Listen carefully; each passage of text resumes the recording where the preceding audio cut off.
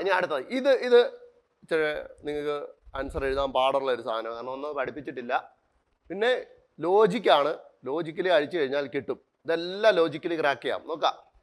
Government securities a non tradable instrument issued by central government or state government. എന്താ തോന്നുന്നു? നിങ്ങൾക്ക് അറിയാത്ത area ഇവിടെ നമുക്ക് നല്ലതായിട്ട് ഗസ് ചെയ്യാം. ഫസ്റ്റ് സ്റ്റേറ്റ്മെന്റ് ശരിയോ തെറ്റോ?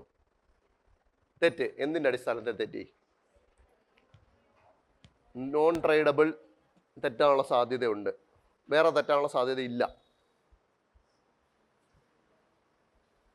എന്താ അഭിപ്രായം? ഓർ സ്റ്റേറ്റ് ഗവൺമെന്റ് ഒരെണ്ണം കൂടെ കണ്ടുപിടിച്ച്.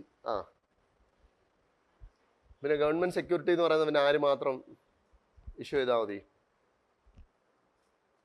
പറ ഇതിനകത്ത് തെറ്റാനുള്ള സ്കോപ്പ് എവിടെയാണ് കിടക്കുന്നത്?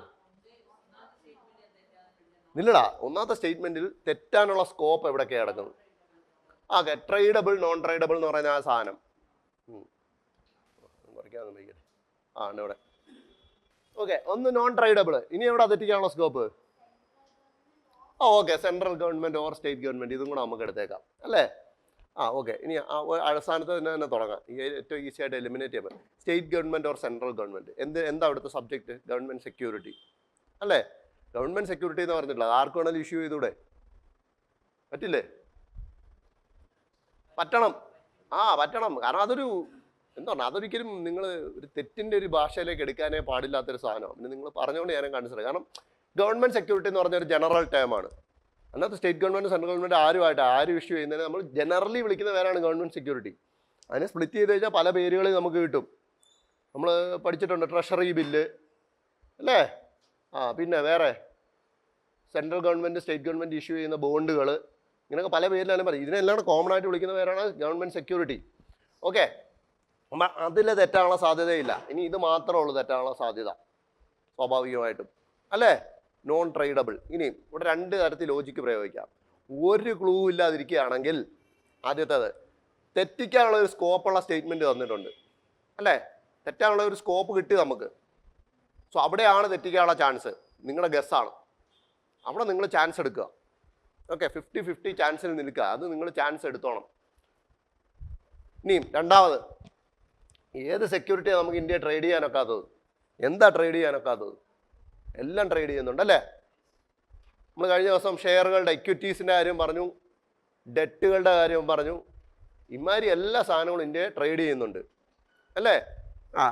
കമോഡിറ്റീസ് ട്രേഡ് ചെയ്യുന്നില്ല ഇന്ത്യയിൽ? കമോഡിറ്റീസ് ഉണ്ട്.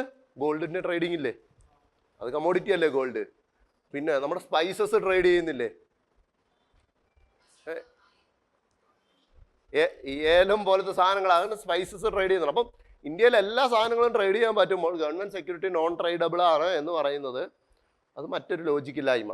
ഇങ്ങനെ ഈ ഒരു ലോജിക്കിൽ കൂടെ നമുക്ക് യൂസ് ചെയ്യാം. അല്ലെങ്കിൽ ഞാൻ നേരത്തെ പറഞ്ഞ നോൺ ട്രേഡബിൾ എന്നൊരു പോർഷനാണ് ആകെ ഇതിനകത്ത് തെറ്റിക്കാനുള്ള ഒരു സ്കോപ്പ്. സോ 50-50 ചാൻസാണ്. നിങ്ങൾക്ക് ഐദർ റൈറ്റ് ഓർ റോങ് എടുക്കുക എന്നുള്ളതേ ഉള്ളൂ. ഓക്കെ, ഇനി അടുത്ത് നോക്കാം. State government issues both short time and long time bonds പഠിപ്പിച്ചിട്ടുണ്ട്. ഷോർട്ട് ടൈം എന്ന് പറഞ്ഞു കഴിഞ്ഞാൽ less than 1 year. Less than 1 ഇയറിൽ ഇഷ്യൂ ചെയ്യുന്ന സർക്കാരുകൾ ഇഷ്യൂ ചെയ്യുന്ന സെക്യൂരിറ്റി ഏതാ?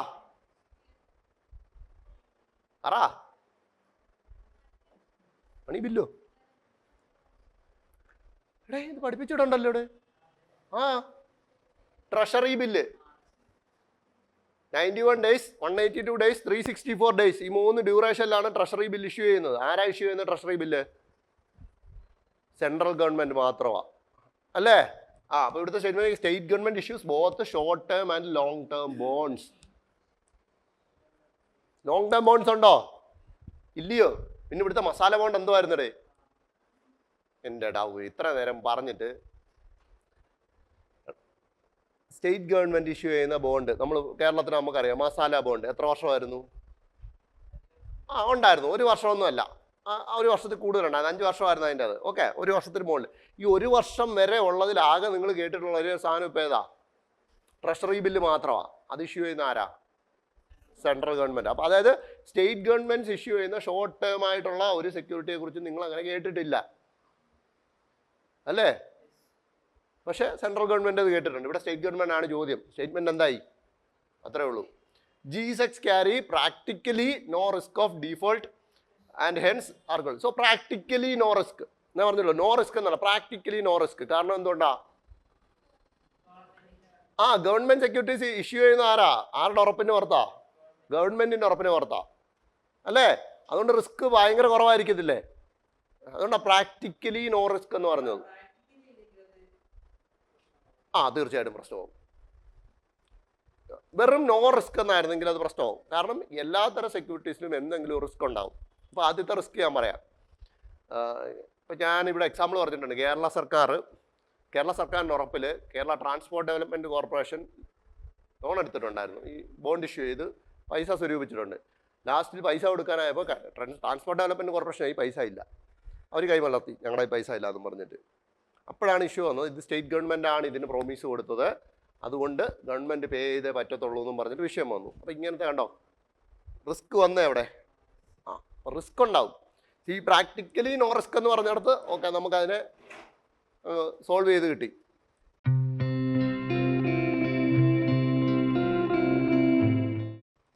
ഇനി അടുത്ത് നോക്കാം.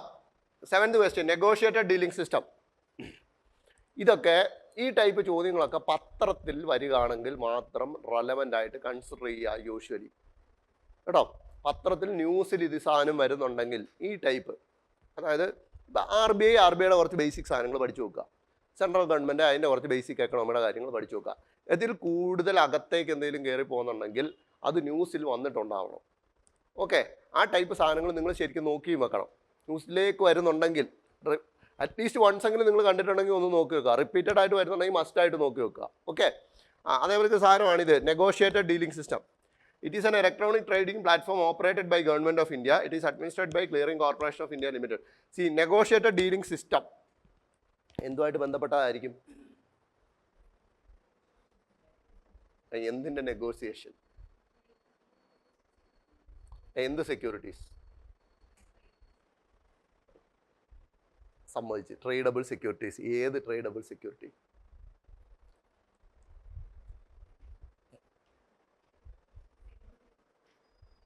സെക്കൻഡറി മാർക്കറ്റിലാണ് മെയിനായിട്ട് ട്രേഡിങ് നടക്കുക. ഗവൺമെൻറ് സെക്യൂരിറ്റീസ് ട്രേഡിങ് നടത്തുന്ന പ്ലാറ്റ്ഫോമാണ് ഈ നെഗോഷിയേറ്റഡ് ഡീലിംഗ് സിസ്റ്റം എന്ന് പറയുന്ന സാധനം. ഓക്കെ, ഗവൺമെൻറ് സെക്യൂരിറ്റീസ് ഒക്കെ അതിൻ്റെ ട്രേഡിങ്ങും ബാക്കിയുള്ള കാര്യങ്ങളും എല്ലാം ഹാൻഡിൽ ചെയ്യുന്ന ആരാ? ഗവൺമെൻറ് ഓഫ് ഇന്ത്യ ആണോ? പിന്നെ ആരായിരിക്കും? സർക്കാരിന് വേണ്ടി ആരാടെ ബോണ്ടുകൾ സെല്ല് ചെയ്യുന്നതും പർച്ചേസ് ചെയ്യുന്നതും ഒക്കെ? Logic. Okay, and it is administrate by clearing corporation of India. അതിൻ്റെ അഡ്മിനിസ്ട്രേഷൻ ക്ലിയറിംഗ് കോർപ്പറേഷൻ ഓഫ് ഇന്ത്യക്കാണ്. ക്ലിയറിംഗ് കോർപ്പറേഷൻ ഓഫ് ഇന്ത്യയെ കുറിച്ച് അധികം പറയാതെ റീസൺ അത് അങ്ങനെ പത്രത്തിൽ വരാറില്ല. അതുകൊണ്ടാണ് ക്ലാസ്സിൽ അങ്ങനെ ഡിസ്കസ് ചെയ്യാത്തത്. ഓക്കെ, അങ്ങനെ അതിനെക്കുറിച്ച് അധികം ന്യൂസ് ഒന്നും പത്രത്തിൽ വരാറേ ഇല്ല. കാരണം അവരുടെ ജോബ് എന്ന് പറഞ്ഞു കഴിഞ്ഞാൽ ഒരു കോമൺ പബ്ലിക് അറിയേണ്ട ജോബ് അല്ലത്. മനസ്സിലായില്ലേ? കോമൺ പബ്ലിക്കിന് അതുമായിട്ട് വലിയ ബന്ധമൊന്നും ഇല്ലാത്ത തരത്തിലുള്ള ഒരു സ്ഥാപനമാണ്. സ്റ്റിൽ ഇതേപോലൊക്കെ എന്തെങ്കിലും സ്റ്റേറ്റ്മെന്റ് പാർട്ടായിട്ട് വന്നാൽ നമ്മൾ എഴുതണം എന്ന് മാത്രമേ ഉള്ളൂ, അല്ല അതിനെക്കുറിച്ച് കൂടുതൽ പഠിച്ചിരിക്കേണ്ട. ഓക്കെ, ഇനി അടുത്ത് നോക്കാം. ലിക്വിഡിറ്റി അഡ്ജസ്റ്റ്മെന്റ് ഫെസിലിറ്റി, 8ാമത്തെ ചോദ്യം. Extended by RBI to the commercial banks to avail of liquidity in case of requirement or park excess funds with RBI. ആദ്യത്തെ സ്റ്റേറ്റ്മെന്റ് ശരിയോ തെറ്റോ? ശരി. ലിക്വിഡിറ്റി അഡ്ജസ്റ്റ്മെന്റ് ഫെസിലിറ്റി എന്താണെന്ന് നിങ്ങൾക്ക് അറിയാം. രണ്ടാമത്തെ സ്റ്റേറ്റ്മെന്റ് നോക്കിയേ. It's used to adjust bank liquidity in long term. ആണോ? നമുക്കറിയാം അല്ലേ? റിപ്പോ, റിവേഴ്സ് റിപ്പോ ഒക്കെ എത്ര ദിവസത്തേക്കാണ് എടുക്കുന്നതെന്നുള്ളത് നമുക്ക് വളരെ കൃത്യമായിട്ട് അറിയാം. എത്ര ദിവസത്തേക്കാ? റിവേഴ്സ് റിപ്പോ ഒക്കെ ഓവർനൈറ്റ് ബേസിസാണ്. ടേം റിപ്പോ മാത്രമേ ഉള്ളൂ കുറച്ചുകൂടെ ദിവസങ്ങൾ പോകുന്നത്. എന്ന് വെച്ചാൽ ലോങ് ടൈമിലേക്കൊന്നും എന്തായാലും പോകുന്നത്. ലോങ് ടൈം നമ്മുടെ എക്കണോമിയിൽ ബേസിക്കലി മണി ആൻഡ് ബാങ്കിങ്ങിൽ ഉദ്ദേശിക്കുന്നത് 1 ഇയറിന് മുകളിലുള്ള സാധനങ്ങളെ ലോങ് ടൈം എന്ന് ഉദ്ദേശിക്കുന്നത്. ഓക്കെ, അപ്പോൾ എന്തായാലും ഇത് അവിടെ വരെയൊന്നും പോകുന്നില്ല. ഈസി ആയിട്ടുള്ള ആൻസറാണ്. ഇത് തെറ്റിച്ചാരലും ഉണ്ടോ? എല്ലാവരും ശരിയാക്കി. ഓക്കെ,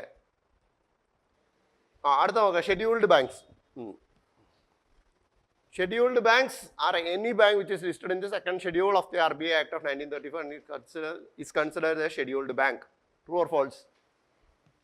ശരിയാണ്. നമ്മൾ ക്ലാസ്സിൽ പറഞ്ഞിട്ടുള്ള സെക്കൻഡ് ഷെഡ്യൂളിൽ RBI ആക്ടിന്റെ സെക്കൻഡ് ഷെഡ്യൂളിൽ ഉൾപ്പെടുത്തിയ എല്ലാ ബാങ്കുകളും ഷെഡ്യൂൾഡ് ബാങ്ക് നമുക്ക് വിളിക്കാം.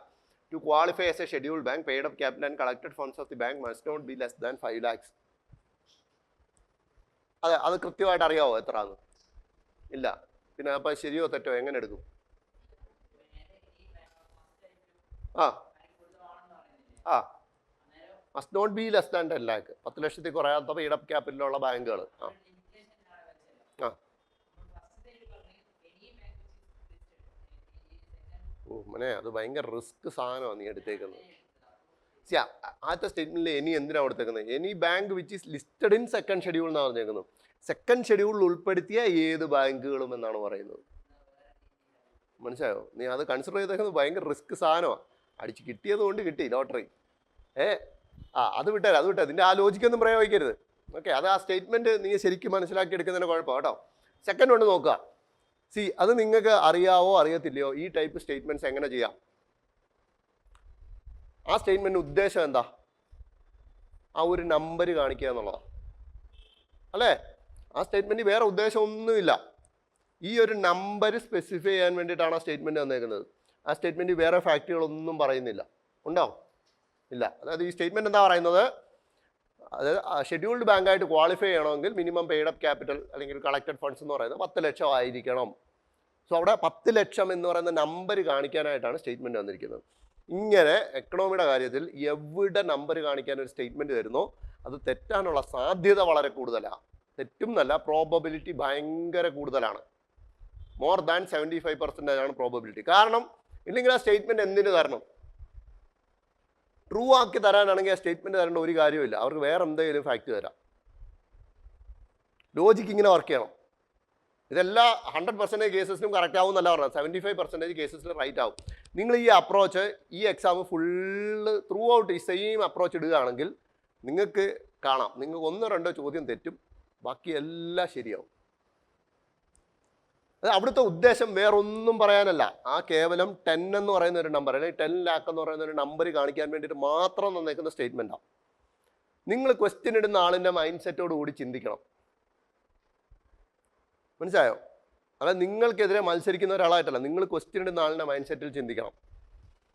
ഇപ്പം നിങ്ങൾക്ക് ഞാനൊരു ടോപ്പിക്ക് എന്നിട്ട് ക്വസ്റ്റ്യൻ ഇടാൻ പറഞ്ഞു കഴിഞ്ഞാൽ നിങ്ങൾ എന്തൊക്കെ അവിടെ നിന്ന് ക്വസ്റ്റ്യൻ ആക്കാനുള്ള സാധ്യതയുണ്ട്? നിങ്ങൾ ചുമ്മാ ഇരിക്കുമ്പോഴേ, ചുമ്മാ ഇരിക്കാൻ സമയം കിട്ടുന്നുണ്ടാവില്ല ഇപ്പം, എന്നാലും ഞാൻ പറയാം, നിങ്ങൾ ചുമ്മാ ഇരിക്കും ഏതെങ്കിലും നിങ്ങൾക്ക് ഡിഫിക്കൽട്ടായിട്ടൊരു സബ്ജക്റ്റ് എടുക്കുക, അതിനകത്തുനിന്ന് ഏറ്റവും ഡിഫിക്കൽട്ട് ടോപ്പിക് എടുക്കുക. ആ ടോപ്പിക്കിൽ നിങ്ങൾ വായിക്കുന്ന പുസ്തകമോ ഏത് പുസ്തകം ആയിക്കോട്ടെ, ഇപ്പം പൊളിറ്റി ലക്ഷ്മികാന്ത് ആയിക്കോട്ടെ, അല്ലെങ്കിൽ ഇത് എക്കണോമി എൻ്റെ നോട്ടോ ശങ്കർ ഗണേശോ NCERT എന്തോ ആയിക്കോട്ടെ, ആ ടോപ്പിക് എടുത്തിട്ട് അതിനകത്ത് ഒരു 3 ചോദ്യം ഉണ്ടാക്കാൻ ശ്രമിക്കുക. UPSCയുടെ സെയിം പാറ്റേണിൽ 3 ചോദ്യം ഉണ്ടാക്കുക. അപ്പോൾ നിങ്ങൾക്ക് ഈ പ്രശ്നമെല്ലാം അങ്ങ് മാറിക്കിട്ടും. 3 ചോദ്യം ഉണ്ടാക്കണം ഏത് ടോപ്പിക് എടുത്താലും. ചെറിയ ടോപ്പിക്ക് 3 ചോദ്യം ഉണ്ടാക്കുക. കാരണം ഒന്നാമത് നിങ്ങൾ അവിടുത്തെ ആദ്യത്തെ അതിൻ്റെ ലിമിറ്റേഷൻ മനസ്സിലാവും. ഒരു ടോപ്പിക് എടുത്ത് ഒരു ചോദ്യം ഉണ്ടാക്കാൻ പറ്റും. 2ാമത്തെ ചോദ്യം ഉണ്ടാക്കുമ്പോൾ അത് ബുദ്ധിമുട്ടാണ്. 3ാമത്തെ ചോദ്യം അതിലും ബുദ്ധിമുട്ടാവും. മനസ്സിലായോ? അപ്പം നിങ്ങൾ എന്നിട്ട് അവിടുന്ന് എങ്ങനെ അത് സ്റ്റേറ്റ്മെൻറ്റ്സ് ഫ്രെയിം ചെയ്യുന്നുള്ള നിങ്ങൾക്ക് അന്നേരമേ മനസ്സിലാവത്തുള്ളൂ. അപ്പം നിങ്ങൾക്ക് അതിൻ്റെ ആ ഒരു ഐഡിയ കത്തും, എങ്ങനെയാണ് ഒരു സ്റ്റേറ്റ്മെൻറ്റ് തെറ്റിക്കാൻ പറ്റുക. ഇപ്പം ഞാനിപ്പോൾ ഒരു ക്വസ്റ്റ്യൻ ഇട്ട് വരുമ്പോൾ നിങ്ങൾ അതിനെ വേറൊരു സെക്കൻഡ് പേഴ്സണായിട്ട് അതിനെ കാണുന്നത് അല്ലേ? നിങ്ങൾ തന്നെ ക്വസ്റ്റ്യൻ ഇടുമ്പോൾ നിങ്ങൾക്ക് അതിൻ്റെ വ്യത്യാസം മനസ്സിലാവും. അപ്പം നിങ്ങൾക്ക് മനസ്സിലാവും ഒരു സ്റ്റേറ്റ്മെൻറ്റ് എങ്ങനെ തെറ്റിക്കണം.